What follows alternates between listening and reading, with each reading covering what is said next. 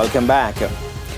The disabled community in Jamaica have long bemoaned the absence of accessible facilities across the board, and is even more glaring at major sporting venues. The Minister of Sport is promising that will change soon for at least one venue, and the hope of stakeholders is for more venues to be built to facilitate para-athletes. The National Stadium has some signage and ramps for disabled access, but there are still limitations. However, with ground set to be broken by August this year for the renovation, redesign and redevelopment of the venue, Sports Minister Olivier Grange is promising the disabled community will not be left behind. The renovations of the National Stadium will take into consideration a facility for all sports, for those who are physically able and for those with disabilities. That has always been our policy. And so the newly developed National Stadium will provide those facilities. Stakeholders for parasports are welcoming the move. Person with disability, to get accessibility and to go to the venues, because sometimes they have to walk, they have to roll in their wheelchairs. Blind people also needs, some help.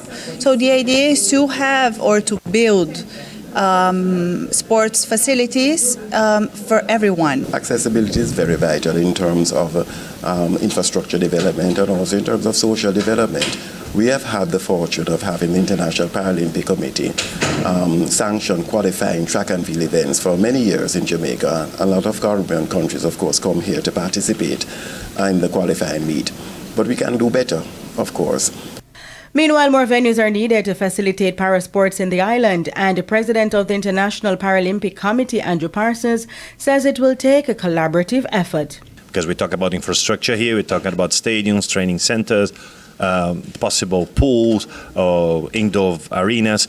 So this is not something that the IPC can come and build facilities in every one of our 185 nations, but it's something that we can activate and we can bring our partners, such as again the CAF, which is a development bank, and see if it's possible for them to invest a little bit more in accessible infrastructure, accessible sport infrastructure in Jamaica, with some support also of the national government.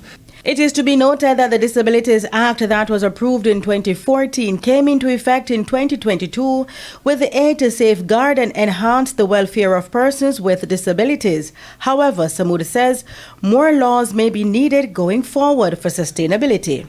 But sometimes you have to legislate.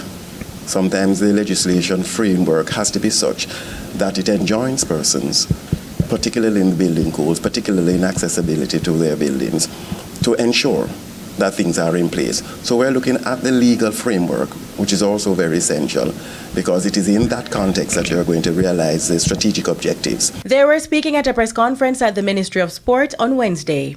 Denise Walters for TVJ Sports.